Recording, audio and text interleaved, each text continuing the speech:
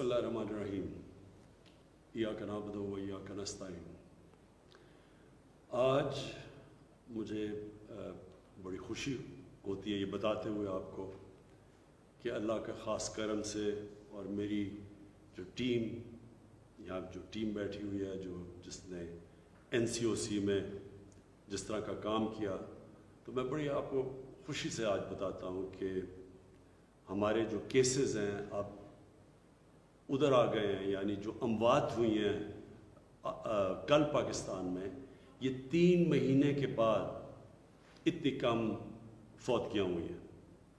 और जो प्रेशर पड़ा था हमारे हॉस्पिटल्स पे, मुझे बड़ी खुशी होती है बताते हुए कि वो प्रेशर अब नीचे आ गया। हमारी जो इंटेंसिव केयर बेड्स थे, जो ऑक्सीजनेटेड बेड्स थे, जिधर जो कोरोना से शदीद बीमारी में थे, उनके ऊपर अब सब प्रेशर नीचे आ गया। और जिस तरह की अब हम देख रहे हैं आगे ट्रेंड्स जिस तरफ जा रही है, तो अल्लाह का ख़ास करम यह है कि हम अब समझते हैं कि हम जो भी हमने कदम उठाए, और फिर मैं ये कहता हूँ कि ऊपर वाले का ख़ास करम है कि आज पाकिस्तान उन चंद मुल्कों में से है जिन्होंने जिस तरह की ये वबा फैली थी, जिसने उसके ऊपर काबू पा लिया। तो मैं 2-3 बातें करना चाहता हूँ और उसके बाद आपको ये बताना चाहता हूँ कि आगे अभी हमारे आगे भी चैलेंजेस हैं, यानी हमें आगे भी एहतियात करनी है, लेकिन उसके ऊपर मैं बाद में आता हूँ। मैं सिर्फ थोड़ा सा ज़रा आपको याद कराना चाहता हूँ कि जब हमने 13 मार्च को जब लॉकडाउन लगाया, तो किस तरह की चैलेंजेस हमारे सामने आए और हमने फिर क्या कदम उठाए, किस तरह हम एक मुश्किल वक्त से निकले और यहाँ आज पहुँचे कि जो हम खुद नहीं समझ रहे थे कि अल्लाह का करम इस मुल्क पे होना था कि इतनी तेज़ी से नीचे आई है हमारी कोरोना वायरस के केसेस। देखिए, जब कोरोना वायरस की पहले चाइना से शुरू हुआ, फिर यूरोप चला गया, तो लोग यहाँ बैठ के यूरोप को देख रहे थे और यूरोप में जिस तरह के वो मेजर्स ले रहे थे, कदम उठा रहे थे, तो यहाँ भी हमारे पर प्रेशर पड़ गया कि वही करो जो यूरोप कर रहा था। और शुरू के अंदर हमने थोड़ी कोशिश भी की, लॉकडाउन भी लगा दिया, और अल्लाह का करम यह है कि हमारी पहली गवर्नमेंट थी जिसने सबसे पहले एक चीज़ हमें समझ आई कि हमारे और यूरोप के हालात बिल्कुल मुख्तलिफ हैं। हमारे और चाइना, जो वुहान शहर के अंदर ये शुरू हुई थी वबा, हमारे उनसे भी हालात मुख्तलिफ हैं। हम वो पहली गवर्नमेंट थी जिसको इस चीज़ की समझ आ गई कि जब आपके मुल्क में गुर्बत हो, जिधर कच्ची आबादियों में लोग रहते हो, जिधर इनफॉर्मल लेबर हो, यानी कि वो मज़दूर जिनके पास आपके पास कोई आपकी किताबों में ना हो, रजिस्टर्ड ना हो, और जिधर अक्सरियत वो तकरीबन 70 से 80% जो आपके मज़दूर काम करने वाले हैं उनका कोई रिकॉर्ड ना हो, तो हमारे जैसे मुल्क में इसकी अप्रोच बिल्कुल मुख्तलिफ थी यूरोप से या जो चाइना में थी।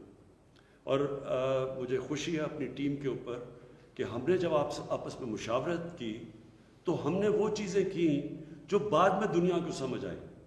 मसलन स्मार्ट लॉकडाउन, हम वो पहली हुकूमत थी जिसने इसकी बात करनी शुरू कर दी, क्योंकि हमने समझ आ गई कि अगर आप एक स्ट्रिक्ट लॉकडाउन, यानी जिसको मैं शुरू में कहा तो मेरे बड़ी तनकीद हुई कि जो कर्फ्यू जब आप लगाते हैं, तो ये याद रखें कि उस मुल्क में कर्फ्यू लगाना बहुत मुश्किल है जिधर कच्ची आबादियों में और गरीब इलाकों में और महलों में 7-7, 8-8 लोग एक कमरे में हैं। वहाँ आप अगर आप पूरी तरह लॉकडाउन करेंगे तो इसका मतलब लॉकडाउन होगा ही नहीं।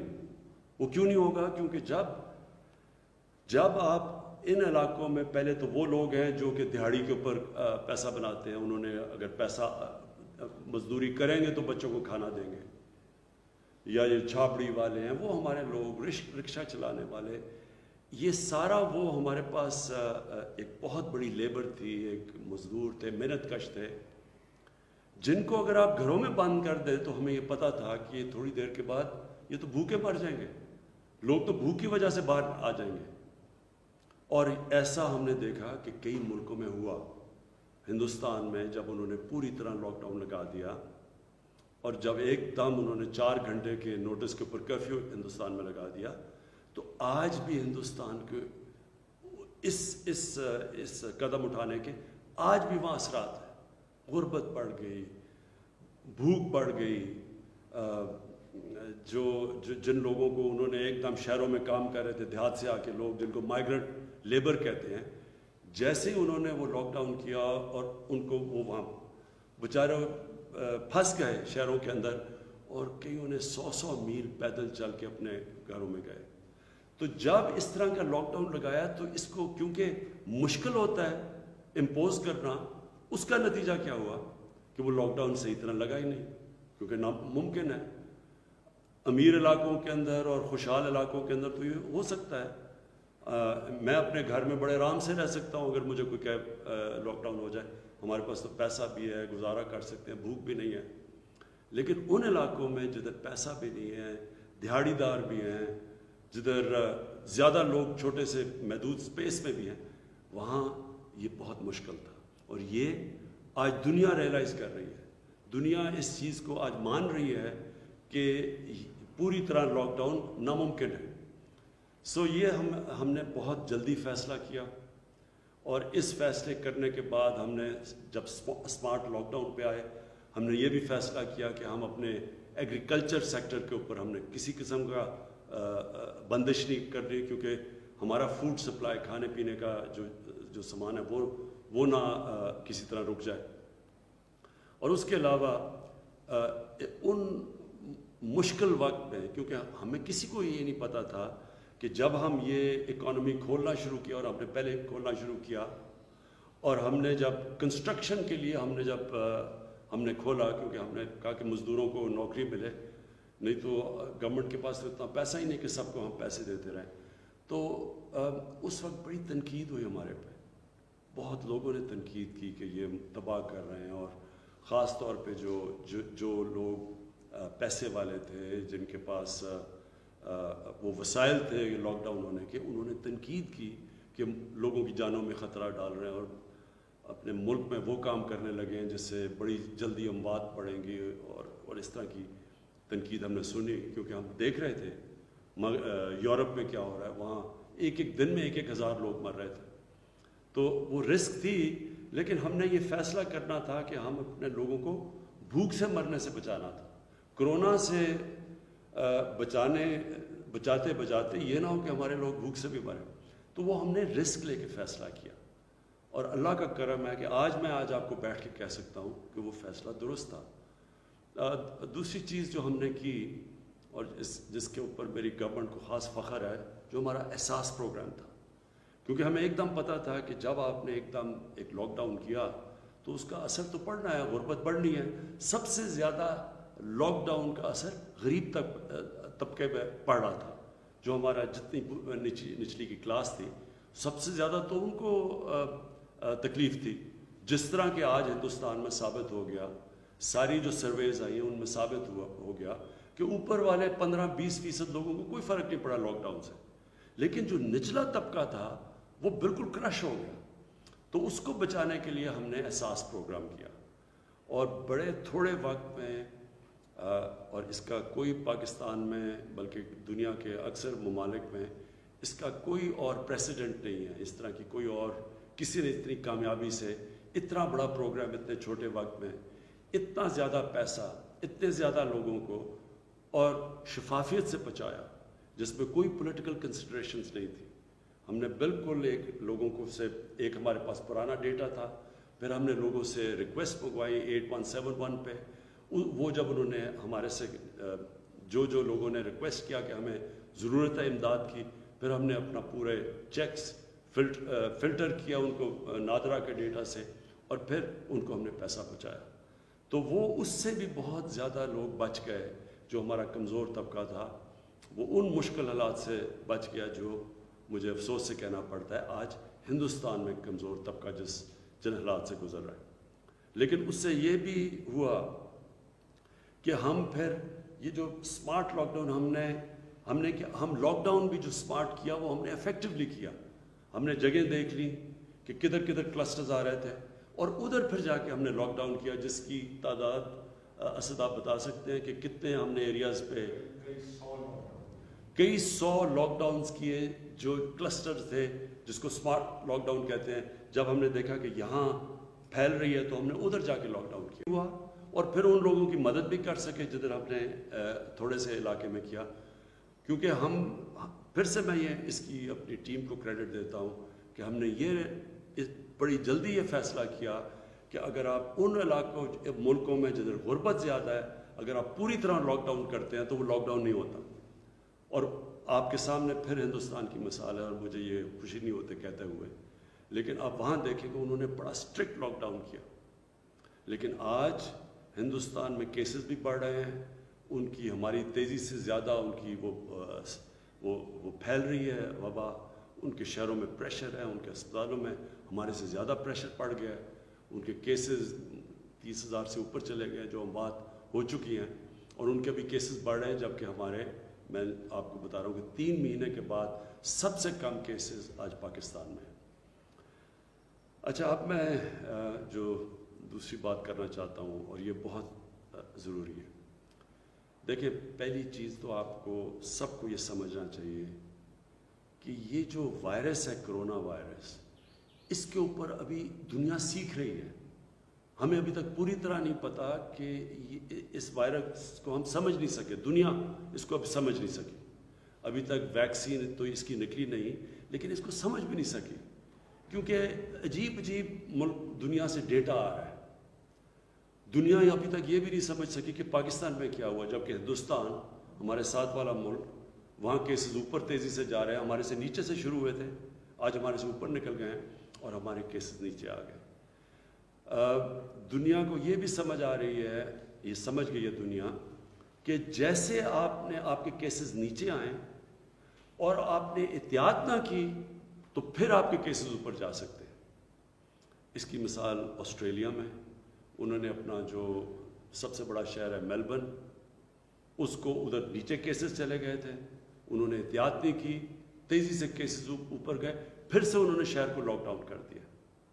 اسپین کے اندر یہ ہوا, بڑی تیزی سے ان کے کیسز اوپر گئے, دن میں 1000 سے اوپر فوتگیاں ہو رہی تھیں, اور پھر ان کے کیسز نیچے گئے, انہوں نے لاک ڈاؤن ختم کیا اور پھر کیسز اوپر چلے گئے.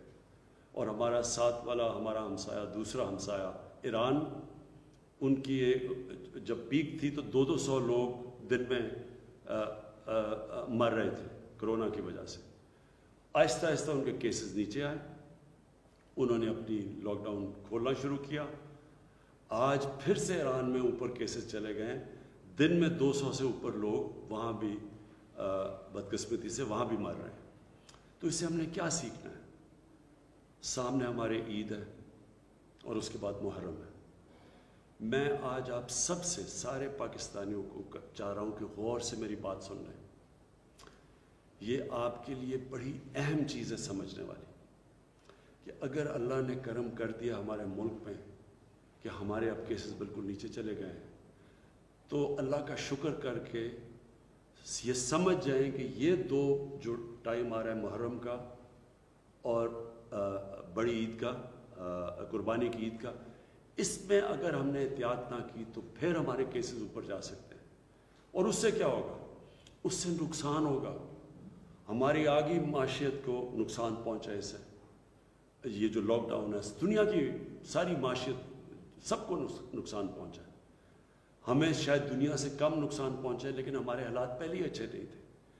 تو ہم یہ نہیں اب چاہتے کہ اللہ نے اگر اس قوم پہ اپنا فضل اور کرم کیا ہے, ہم اب اپنی بے احتیاطی سے ناشکری کریں اور پھر سے ہم جو پہلی عید کے بعد ہوا تھا, پہلی عید سے پہلے ہم نے بالکل سمجھا کہ جی کیسز ہمارے بڑھ نہیں رہے, شاید پاکستانیوں کو امیونٹی ہے اس سے, تو احتیاط نہیں کی تو ہمارے ایک دم کیسز اوپر گئے, جس کی وجہ سے ہمارے ہسپتالوں پہ پریشر پڑا. ہمارے ڈاکٹرز, نرسز, جن کو ہم فرنٹ لائن ورکرز کہتے ہیں اس جہاد میں, ان کے اوپر بڑا پریشر پڑا. उनमें से कई इन्फेक्ट हुए और एक दो कैसे जो जो उनकी फौतगियाँ भी हुई उसमें। तो हम ये नहीं अब चाहते कि अब अगर ये दो जो वक्त हैं, ईद और मुहर्रम, इस पे सिर्फ इसलिए कि हम देख रहे हैं अब केसेस नीचे आ गए हैं और लोग भी सुनते हैं कि जी अब तो कोई सुन ही नहीं रहे कि लोगों की अमवात हुई हैं अवाम के अंदर, बेहतियाती कर लें। मैं फिर से कहता हूँ ये नाशुक्री में चला जाएगा जो ऊपर वाले ने हमारे पास ख़ास करम किया है, और इसका बहुत बड़ा नुकसान होगा। फिर से अगर ये इलाकों में लॉकडाउन लगाने पड़े, इससे हमारी इकॉनमी पे फ़र्क पड़ेगा। वो सारा इस वक्त बेरोज़गारी है, सारी दुनिया में बेरोज़गारी बढ़ गई है लॉकडाउन की वजह से। फिर से अगर लॉकडाउन लगाएंगे हमारी माशियत पे इफ़ेक्ट होगा, हमें रोज़गार देने पे लोगों को मुश्किल होगी। और हम इतना बड़ा प्रोग्राम लेके आ रहे हैं अब, ये जो हमारी कंस्ट्रक्शन का है, हमने पूरी कंस्ट्रक्शन इंडस्ट्री को वो इस वक्त इंसेंटिव्स दिए जो कभी पहले मिले नहीं थे। तो वो अब प्रोजेक्ट शुरू हो रहे हैं, हमारी प्लॉट्स की कीमतें ऊपर जा रही हैं, सीमेंट की ख़रीदार बढ़ती जा रही है, सरिये की। इसका मतलब कि माशियत सही तरफ जा रही है। बेहतियाती से कहीं हम अपने आप को नुकसान ना पहुँचा दें। इसलिए आज मैं आप सबको अपील करता हूँ कि ये जो टाइम है ईद का और उसके बाद मुहर्रम का, सबको ज़ाती तौर पे ज़िम्मेदारी लेनी चाहिए। ये सिर्फ यही नहीं कि अगर ये कोरोना फिर से बढ़ती है तो इससे सिर्फ माशियत इफ़ेक्ट होगी। हम फिर से अपने बूढ़े, अपने बुज़ुर्गों को, वो लोग जो बीमार हैं, हम उनकी जानें ख़तरों में डालेंगे। और सबसे चीज़ जो आसान चीज़ है आपके लिए, जिससे हमने अब तक देखा सबसे ज़्यादा फ़र्क पड़ा है, वो है ये फेस मास्क। ये मैं एडमिनिस्ट्रेशन को भी कहूँगा, जो हमारी टाइगर फोर्स है उन सबको कहूँगा, दुकानदारों को कहूँगा, आपकी बिजनेसेस के लिए कहूँगा कि ये सबको ये ताकीद करें। इसके कोई ख़र्चा नहीं है। ये जब आप कवर करते हैं, हमें दुनिया में अब ये साबित हो गया कि ये सबसे आसान तरीका है ये वायरस को कम करने का। तो सबसे पहले तो ये आप इसके ऊपर पूरी तरह अमल करें। फिर ये जो कुर्बानी की ईद है, इसमें कोशिश करें ऑनलाइन कुर्बानियाँ करवाएं। अभी तक हमें ख़बरें आ रही हैं कि ऑनलाइन कुर्बानियों में बड़ा इजाफा हो गया, लेकिन और कोशिश करें ये करने की, ताकि, और अगर आपने जाना ही है वो मार्केट्स में जिधर ये जानवर की ख़रीदो फरोख्त होगी, तो ये पूरा मास्क पहन के जाए, SOPs के ऊपर पूरा चले। मैं ये इसलिए कह रहा हूँ कि अगर हमारी इंशाअल्लाह कामयाबी से ये ईद गुज़र गई और उसके बाद मुहर्रम गुज़र गई, तो हमने अब सेक्टर्स खोल रहे हैं। लोग बड़ी तकलीफ़ में हैं, रेस्टोरेंट्स की सारी बिज़नेस उनको मुश्किलें पड़ी हुई हैं, सारा सर्विस सेक्टर मुश्किल में है, शादी हॉल जो कि बड़े लोग जिनको रोज़गार मिलता है उनके लिए मुश्किलात हैं। और सबसे ज़्यादा टूरिज़म, ये है टूरिस्ट सीज़न पहाड़ी इलाकों के अंदर। उधर इस वक्त जो लोग पैसा, सारी सिर्फ गर्मियों के 4-5 महीनों में पैसा बनता है, उनके ऊपर मुश्किलात आई हुई हैं। इसलिए अगर आपने ईद पे एहतियात कर ली तो इंशाअल्लाह, और हम समझ रहे हैं कि मुहर्रम में भी हम उलमा से सबसे कह रहे हैं कि मुहर्रम में इसमें एहतियात कर लें, क्योंकि उसके बाद बाकी ज़िंदगी आसान हो जाएगी। और ये सारा जो सेक्टर है टूरिज़म का, ये रेस्टोरेंट्स का, इस सब को फिर हमें मौका मिलेगा कि ये अपना कारोबार शुरू करें। और फिर हमारे लिए इस मुल्क की अहमियत, हमारे मुल्क का मुस्तकबिल, हमारे बच्चे, हमारे स्टूडेंट्स, हमने अपनी यूनिवर्सिटीज़ खोलनी है, अपने कॉलेजेस, अपने स्कूल्स खोलने हैं। तो वो भी अगर अच्छे रिज़ल्ट्स आ गए इस ईद के बाद और इंशाल्लाह मुहर्रम के बाद, तो फिर हम वो स्कूल कॉलेजेस का भी सारा फिर रिव्यू करेंगे SOPs के साथ। तो मुझे ये उम्मीद है कि आप अल्लाह ने जो हमें एक बड़ी मुश्किल वक्त से बचाया है, मुझे ये उम्मीद है कि आप इसकी कदर करेंगे, अल्लाह का शुक्र करेंगे और आप पूरी तरह ईद पे और मुहर्रम में पूरी तरह एहतियात करेंगे। पाकिस्तान पाइंदाबाद।